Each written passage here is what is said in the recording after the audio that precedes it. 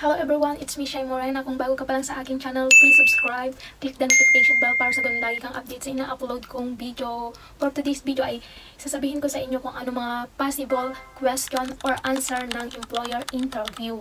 So, huwag natin patatagalin pa and let's go!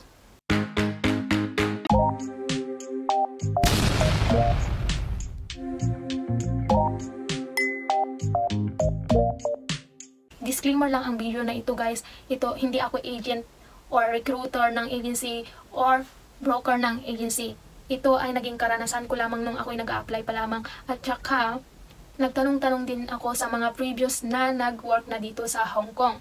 Yung mga matatagal na, yung may mga alam na at saka guys, itong video na ito ay para makatulong sa mga gustong mag-apply dito sa Hongkong. So, ano nga ba yung mga possible question and answer sa employer interview? Ang number 1 is, introduce yourself. Pag sinabi nila, my name is ganito, ganyan, tapos sasabihin mo kung ano yung mga naging experience mo, sasabihin mo kung ano mga ginagawa mo sa araw-araw sa previous mong trabaho as a kasambahay. Kung ano yung mga ginawa mo, ilang taon yung mga alaga mo, mga ganyan ba.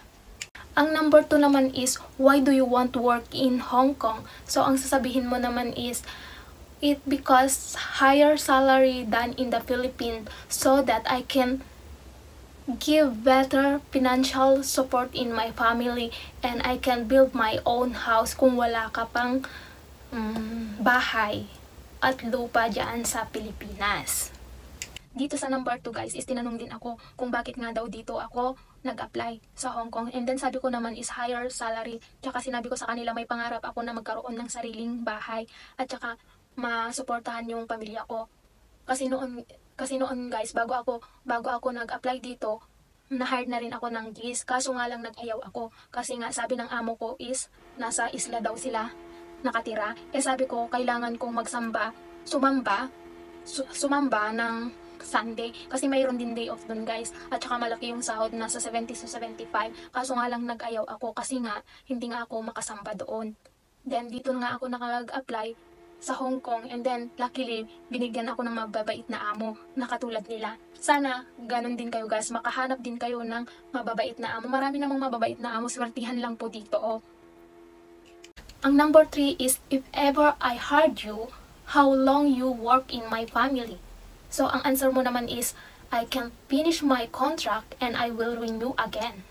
Dito sa number 3 guys, tinanong din ako. So, ang answer ko naman is, I will finish my contract and I renew again. Or I work 6 years, 8 years, 10 years, and above, as long as you want me to work in your family. Sabi kong kanila sa kanila. Tapos tinanong din ako sa aking experience, ay marunong ka palang mag-bake ng pizza, sabi ng amo ko. Then, sabi ko naman, yes ma'am, kasi nung nasa Dubai ako, ay nagbe-bake ako ng pizza. Ganun pala. Kaya doon pala siguro na-hired ako kasi love na love nung bata ng pizza. Yung araw na yun guys, hindi lang ako yung in-interview nila. Siguro 3 kami or 4. Kasi may nagtanong din sa akin na nag-apply din direct hire. Sabi niya, sa ganitong oras in-interview ka ba? Oo, sabi ko. Tapos sabi niya, ikaw pala yung na-hire. Sabi niya, diba sabi ko sa inyo guys, do your best lang talaga. Mag-practice kayo. And then yung mga video ko na mga previous video, panoorin nyo yun guys kung paano. Kasi dun yung bago kayo ma-interview, alam nyo na lahat ang gagawin nyo para hindi kayo kabahan ba. Then, ang number 4 is, do you know how to take care a baby? Say, and then kung may experience ka, and then say yes. At kung wala naman first timer ka, and then, yes ma'am, I have experience in my own baby. Yung may mga experience na is, sasabihin nyo naman, yes, I have experience in my previous work. And then, sabihin nyo kung ilang taon na yung bata, ganito, ganyan. Ang number 5 is, what will you do after giving milk to the baby? So, ang sagot mo naman is, I will make sure that naging kwan naman na yung ko. I will make sure the baby is birth. Kasi kailangan natin pag-birth yung bata kasi nga para hindi magsuka at mag-bloated. So, ang number 6 naman is, what will you do if the baby is not feeling well? So, ang answer mo naman is, I will check body temperature and I will inform you immediately. Ang number 7 is, can you tell some reasons why the baby is crying? So, ang sabihin mo naman is, maybe she is feeling well, not feeling well, or sick, and maybe she is hungry, or the diaper is wet, or feel sleepy. Ang number 8 naman is, how do you manage the housework and the baby? So, ang answer mo naman is, if the baby is sleeping, I will do household chores and I check every time if the baby is awake. Ang number 9 is, can you sing a song? And then, sasabihin nyo naman, yes ma'am, it's not a problem. And then, kakanta kayo ng Twinkle Twinkle kung alam nyo yun, or alphabetical song, katulad nito, Twinkle Twinkle Little Star, how I wonder what you are. Parang ganun ba, dapat jolly kayong magkumanta para naman sa ganun, maaliw yung bata, maalis yung tantrums pa.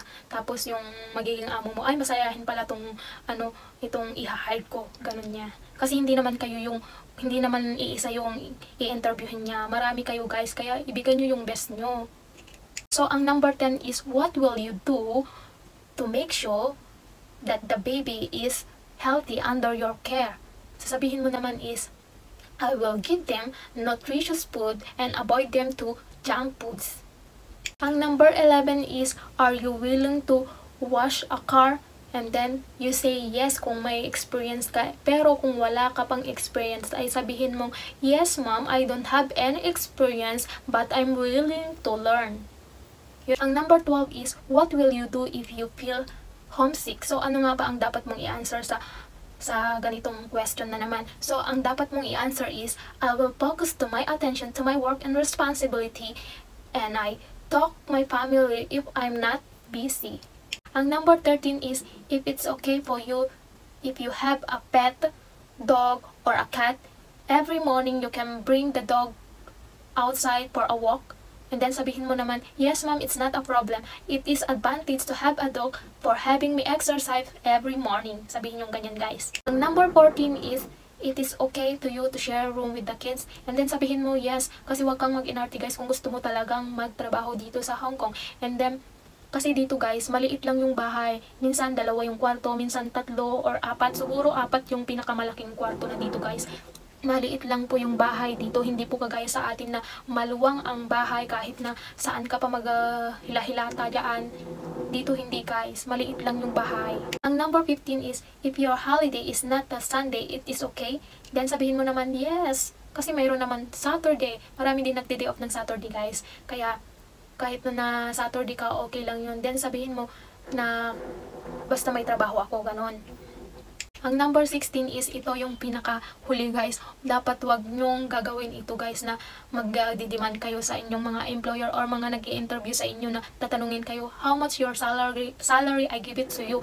Tatanungin nila sa inyo, baka mamaya sabihin nyo na wala mas mataas pa sa minimum ang minimum lang natin dito is 4,990 sa mga bagong renew or bagong nag-sign ng contract. So mga guys, dapat ang sabihin nyo, it's up to you ma'am. Kasi sila naman ang nagpapasahod sa atin. Tsaka alam na nila yun kung magkano yung sahod na ibibigay sa inyo. Kasi bago pa sila nag-interview sa inyo, in-explain na nila sa agency kung magkano yung magiging sahod ninyo. Kaya guys, huwag niyong sasabihin na 6,000 above kasi baka mamaya sabihin nila na mukha kayong pera. Inaano lang kayo guys, sinusubok lang kayo. Kaya huwag niyong sasabihin na ganun. Yung minimum lang ang sasabihin niyo. Guys, meron pala akong nakalimutan. Number 17. Then, tinanong nila, who will take care to your children if you work in Hong Kong? Sabi nila sa akin. And then, sabi ko naman, ang mag-aalaga sa anak ko is yung asawa ko. Or my sister, sabi kong ganyan sa kanila. And then, yun lang. So, yun lang mga possible question and answer natin. Kung nakatulong man sa inyo to, please subscribe naman sa aking channel para sa ganun is sa susunod ka pang video ay mabigyan kita ulit ng mga ideyang katulad nito. And salamat for watching and bye-bye!